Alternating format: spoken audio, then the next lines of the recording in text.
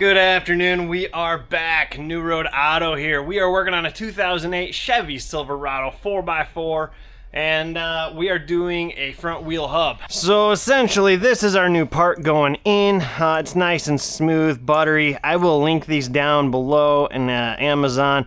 Remember, you click on the link, buy stuff, even if it's not this that you buy.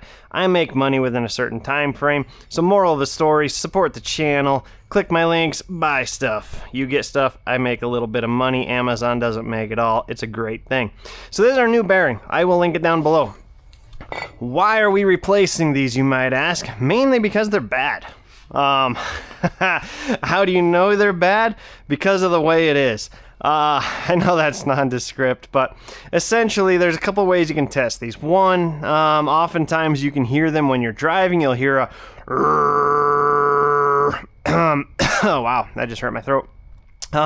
That's typically a sign of a bearing failure. Not necessarily your front bearing, but bearing somewhere. U-joint, rear bearing, front bearing, carrier bearing. It's usually a bearing noise.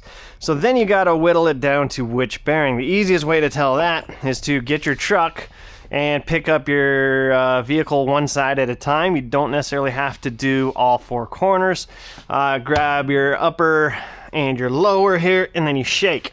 Now, if there's no movement, that means that there's not really any play. I mean, you gotta shake and put some muscle into it, and you'll hear like a little clunking sound if the bearing or the ball joint up top is going bad. So once you hear a little clunk when you do that, next thing you gotta do is decide, is it a bearing or is it a ball joint? And that's when you get a buddy to help you look. Unless you're skilled and you know what you're doing, then you can look. But then you just put a pry bar under the tire, you try to pick the tire up, and you watch for ball joint play. If no ball joint play, then you're pretty solid on a bearing, and then you can go from there. This one was from the driver's side, I already did it. This one was toast. I don't know if you can see. There's no load on it, but you can hear that. Hope you can hear. Those are really dry bearings in there. In contrast, this is the new one going in. No crunchy sound. So why are we replacing this one if this one's technically good? Because it's good to replace in pairs, especially with these big wheels, offset tires, all that. That's backwards, but whatever. If one goes, the other is typically short to follow. Doesn't always mean it is, but as a rule of thumb, I like to replace one, replace two. It's just, you know, that's what I like to do. Do you have to? No, you don't. Your car, you do what you want. I don't give a flying hoot. But me and my cars and customers I recommend to, we do both because that's the way I am. So I'm gonna kind of just do that right now. First step for me, providing you can see, is get a tire off the ground, at least one, if not all four. I'm gonna do all four because, you know, it's easier. But before I do that, these tires are heavy. I'm gonna pull the tire off while it's on the ground because I'm a weakling, baby. Oh yeah, that wasn't even on. Oh, that one we had to work for a little bit.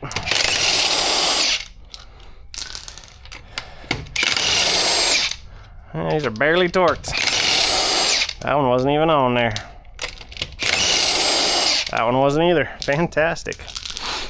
Alright, put that aside. Tire off. Oh, heavy. Oh, what is this?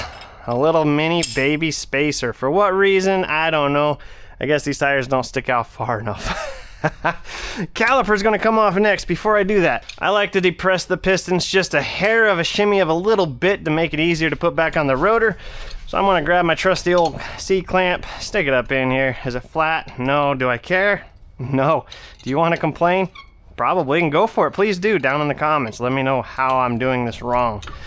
Because inevitably, every single video, I definitely do something wrong. Alright. So a two piston setup, I'm gonna just do a little compression on the top, and then hi-ya, a little compression in the bottom. Hopefully you can see there's just a little gap there. That's all we need.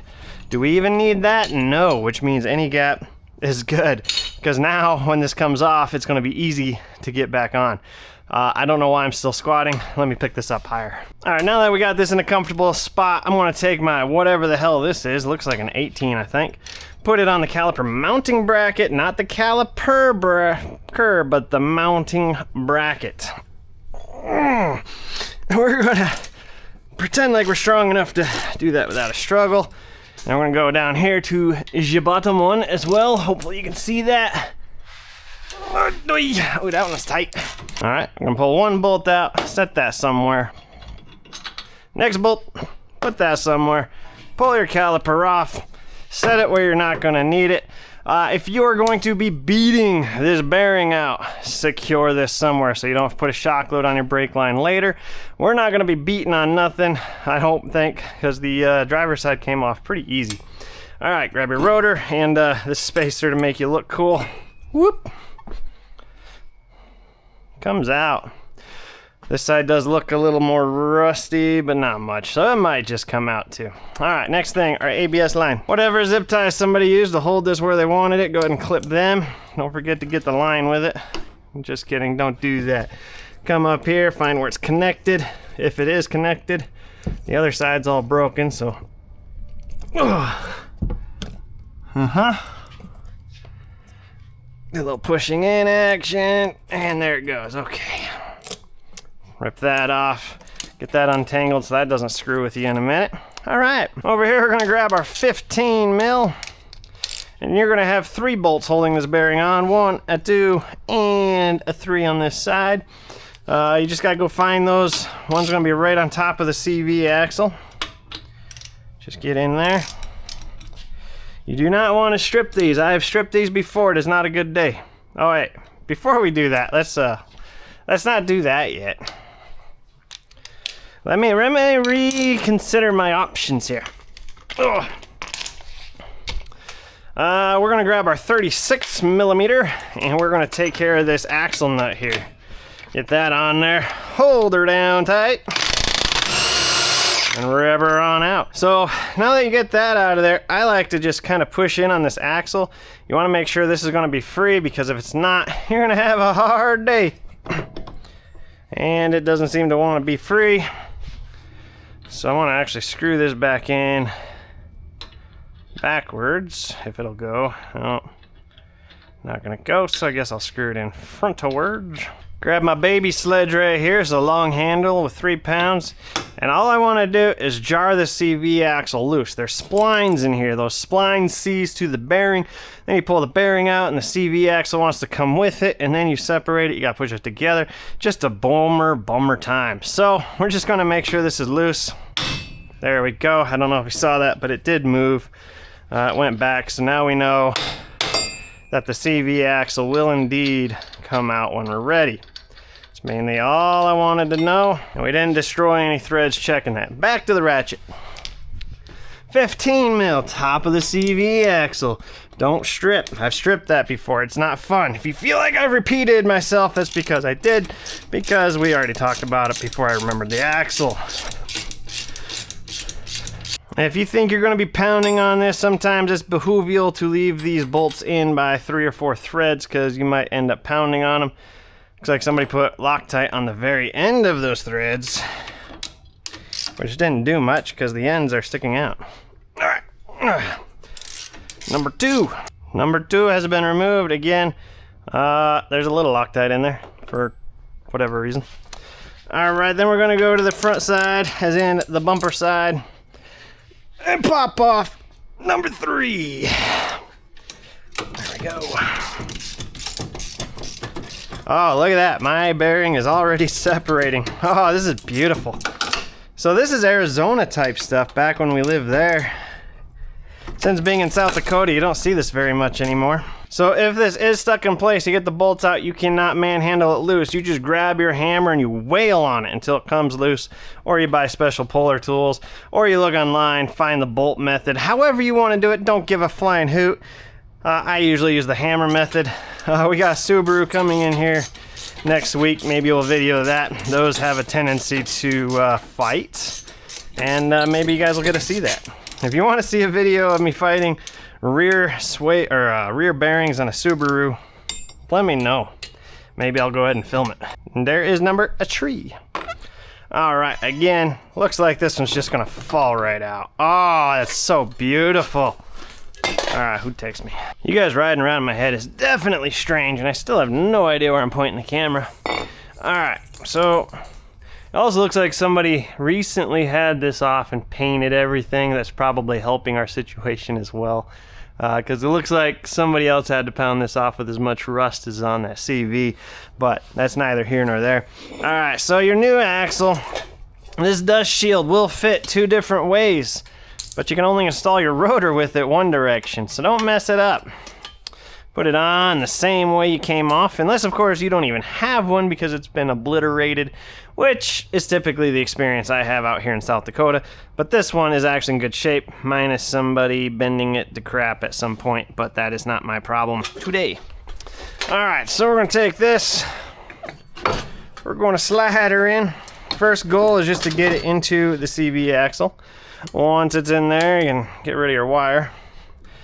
And we're going to kind of spin this. I do not press it in. If you press it in, that gives you problems. So grab your favorite bolt. We're going to put that one on top. Oh, if you can wiggle it through. You're going to feed it through the dust shield first. Once you feed it through the dust shield. Yeah, it's a tight fit. And you can thread her into the bearing. We're going to give her a little ratchet juice just to let her know that we're serious. And we're not getting this tight, we're just getting her a few threads in. Then we're going to grab our second favorite bolt. We're going to put it over here. We're going to slide it in. It doesn't have to be this hole, it can be whichever hole you want, front, back, side, don't care. Thank you. And once we get this one threaded in, we're going to stop there too, because we just want this really lined up, and I hate doing things twice, so we're going to make sure it's done right. At least, if not the first time, the second time. Well, we're going for the first time. Once they're all threaded, you can go ahead and pull this in. Now, what you got to do, you do not, if this is any kind of tight, which this one's not, this is a really good Arizona feeling truck. That's what I remember in Arizona. You don't want to peel in one corner and the other side be out. Make sure it's all going in even. So if this starts to hang up over here while you're bolting in this, switch over, start pulling this one in. Make this going nice and even. Even if it is going in even with one bolt, you're just going to get it to the point where she meets the surface right there, and then bounce to a different bolt. And do that till all 3 of them are at the surface. Looks like we have dinner. Alright, if you're the torquing kind of person, I do believe that these are 133 foot-pounds. Don't torque them in a circle. Figure that one out. Do a star pattern. It's a 3-bolt system. It's a triangle. Torque the spec, whatever those are. Okay, now we can put our rotor bag on, or you can do your axle nut. Axle nut, you need to torque. If you don't torque this axle nut properly, you risk bearing failure early. Do not torque that properly. That said, I'm gonna throw my stuff on the ground to show it I'm serious. All right, grab your rotor. Put that on. Don't forget your cheesy little spacer. Make sure you got the cheesy spacer. And we're going to grab our caliper. Remember, don't mess this up either. If you mess this up, then you mess it up. Not a good thing. We're going to take our caliper. If you spread your pads, this should be pretty easy. Slide into place. Unless your pad falls in. Alright, anywho, we're going to grab our mounting bolts. You can throw some Loctite on there if you'd like. A lot of people do. Some manufacturers request it now. Once you get that one in the hole, switch to the bottom. Get the bottom one in the hole. And we're going to grab our ratchet. And we're going to shuck it in. Gonna get that one snug, and we're going to come back to the top and tighten that one. And if you're a torque it kind of guy, then we're going to go to, I believe, 148 foot-pounds. If you're a torque it kind of guy. Or gal. There's that. Make sure this all still sits flat. I get to go there. Okay, now that we got all that in, we're going to take our little ABS sensor here. There is no spot for these. The other side was kind of weird too.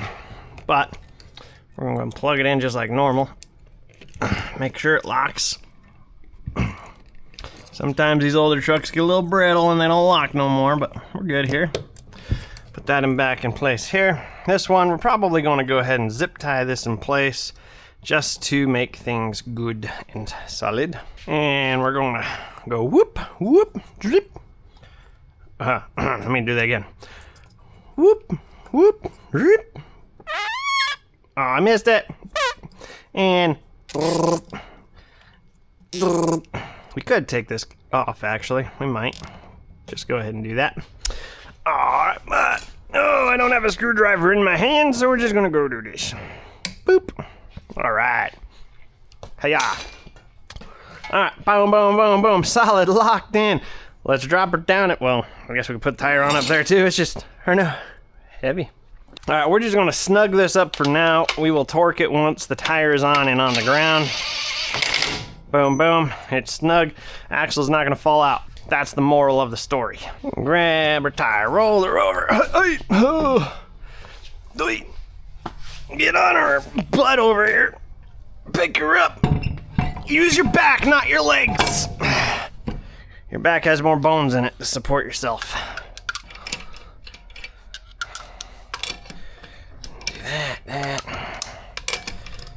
This. What? Okay. Oh yeah.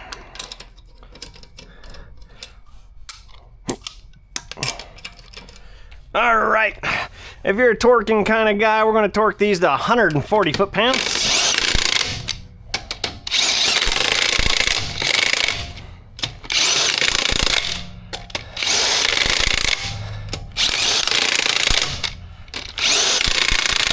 Now we're going to drop her down the rest of the way so we can torque that axle nut. Alright, so I do believe this axle nut to be a torque spec of 177 foot-pounds.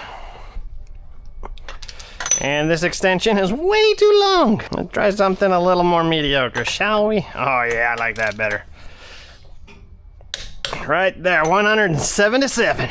Alright guys, we just got that wheel hub bearing on. Other side's done. I want to take this for a rip, see if the sound is gone. Ah, God, that sounded horrible, but you know, you get the point. And hopefully it is. At least some of it should be, because that other side was definitely bad.